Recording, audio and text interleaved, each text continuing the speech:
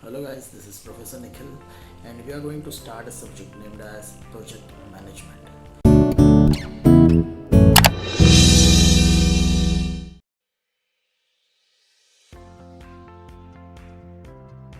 This is a very interesting subject and you will enjoy this subject a lot with me.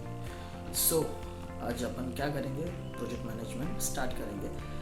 सबसे पहले project management ये जो word है उसको हम दो पार्ट में डिवाइड करेंगे, राइट? प्रोजेक्ट और मैनेजमेंट.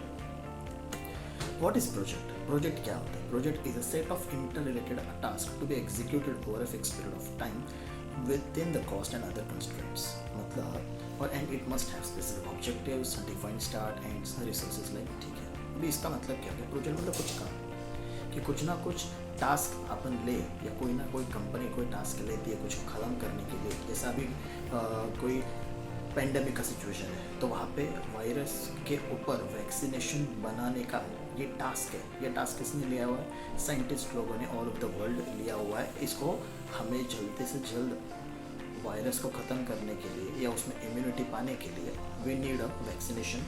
परफेक्ट. सो उस वैक्सीनेशन बनाने का ये भी तो एक टास्क है, तो उसको हम बोलेंगे प्रोजेक्ट, कि उसमें बहुत सारे टास्क इंटर रिलेटेड है. सो this is a called a project. और वो प्रोजेक्ट का ऑब्जेक्टिव क्या है? वैक्सीनेशन बनाना. वैक्सीनेशन बनाने के बाद लोगों तक पहुंचाना. This is the main objective and it must have a start and a end dates.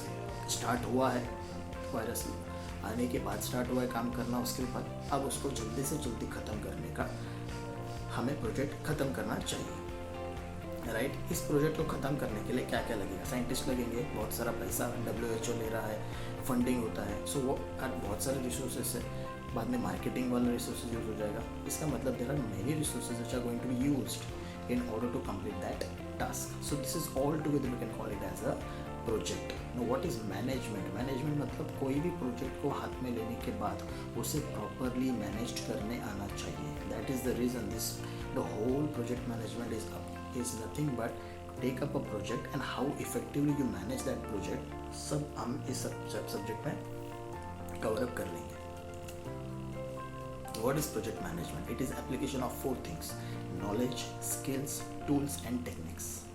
ठीक है, क्या क्या यूज़ करेंगे? नॉलेज. साइंटिस्ट अपना नॉलेज यूज़ कर रहा है. स्किल्स यूज़ कर रहे हैं, कौन सा केमिकल कहाँ पे कितना यूज़ करना है. टूल्स है, केमिकल्स है, ट्यूब्स है एंड टेक्निक्स कि कौन से प्रपोर्शन में उसको यूज़ करना है. सो इसमें अपने को एप्लीकेशन करना है, अप्लाई करना है. नॉलेज, स्किल, टूल्स, टेक्निक्स क्यों अप्लाई करना है? So that the project should get over before time और within the time. Now what is organizational structure? It refers to the way that organization arranges people and jobs so that its work can be performed and its goal can be met. इसका मतलब ये होता है कि कोई भी project हमें मिलने के बाद हम क्या करेंगे?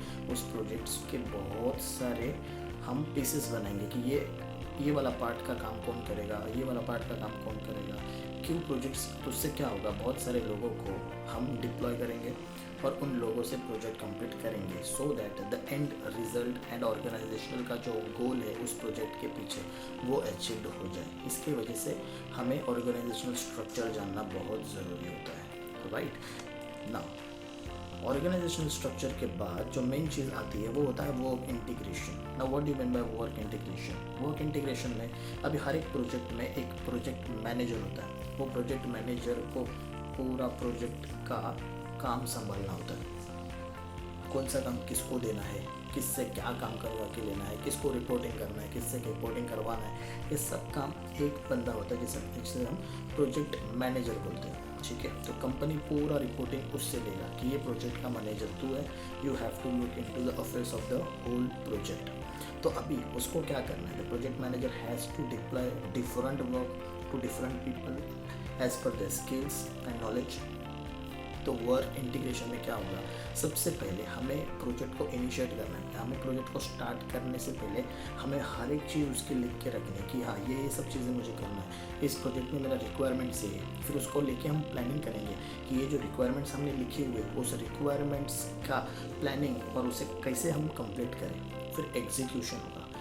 जो प्लानिंग किया हुआ है हर एक चीज़ का एग्जीक्यूशन होगा. सही एग्जीक्यूशन हो रहा है या नहीं उसका मॉनिटरिंग होगा. अगर लेबर आइडियल बैठे हैं, मशीनरी बंद है, इलेक्ट्रिसिटी चला गया, तो हमें ये सब आइडियल टाइम को रोकना है.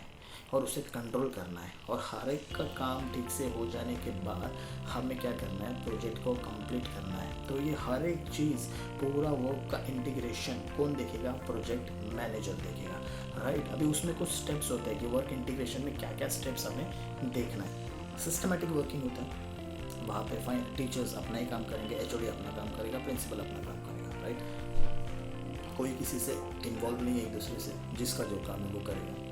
सो वहाँ पे सिस्टमेटिक वर्किंग होगा। अचीवमेंट ऑफ ऑर्गेनाइजेशन ऑब्जेक्टिव्स, सब अपना को जो काम दिया है, they will be doing their own work, so there will be and why what work they will do and for what purpose they will do, students का भला हो, स्टूडेंट्स आगे जाए, this is the ultimate goal of every college, उसके लिए काम करेंगे। Second, no overlapping of work. No overlapping of work का मतलब क्या होगा, जिसको जो काम दिया है वो वही करेगा। ऐसा नहीं होगा कि ये बोलूँगा नहीं ये तो मार्केटिंग वाले का काम है मैं नहीं करूँगा, ये फाइनेंस वाला काम है, नहीं, जिसको जो काम दिया है वो वही करेगा, इसलिए कोई ओवरलैपिंग नहीं होने वाला काम है, राइट। Last, coordination. अब मुझे पता है कि मुझे कोऑर्डिनेट करना है एचओडी के साथ, एचओडी को पता है उनको कोऑर्डिनेट करना है प्रिंसिपल के साथ, तो ये प्रॉपर कोऑर्डिनेशन का वर्क है, right. Second, creation of chain of command. Chain of command, principal को कोई टीचर स्टूडेंट्स को इन्फॉर्मेशन देना है, सो प्रिंसिपल खुद होके तो इन्फॉर्मेशन नहीं देंगे, what they will do, they will tell HOD, HOD will tell teachers, teachers will tell to students, right.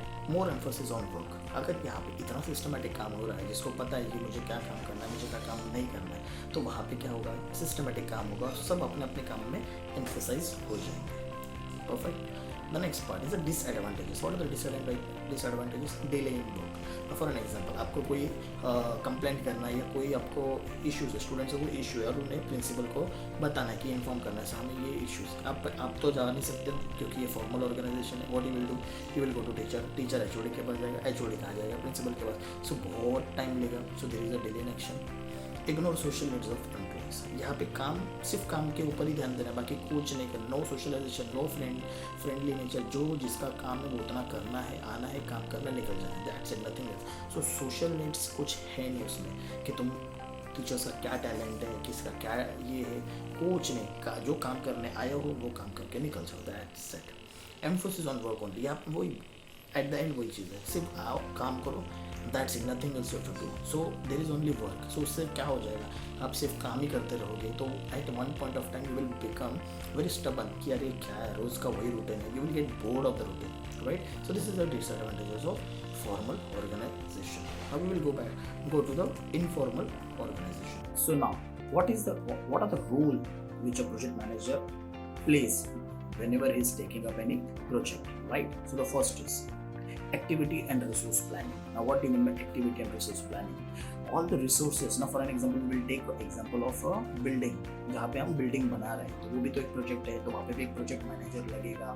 तो अभी वो क्या करेगा, बिल्डिंग का जितना भी सामान है वो सब आया है या नहीं वो चेक करेगा, अरेंज हुआ है या नहीं वो चेक करेगा, रिसोर्स प्लानिंग करेगा, कितना सामान लगने वाला है, कितना सीमेंट लगेगा, कितना ब्रिक्स लगेगा, everything, right. Second, organizing and motivating members, जितने भी उसके हाथ के नीचे काम कर रहे हैं उनको मोटिवेट करेगा काम करने में, खत्म करने में जल्दी से, right. Third, controlling time management. अभी बिल्डिंग बनाने के लिए 2 या 2.5 साल लगता है, सो उस टाइम के अंदर ही काम खत्म होना चाहिए। कभी किसी दिन बहुत ज़्यादा बारिश है तो उस दिन काम कम हो रहा है, तो दूसरे दिन उस चीज़ को वापस हमें पेसअप करके उसे एक ट्रैक पे लेके आना है, राइट।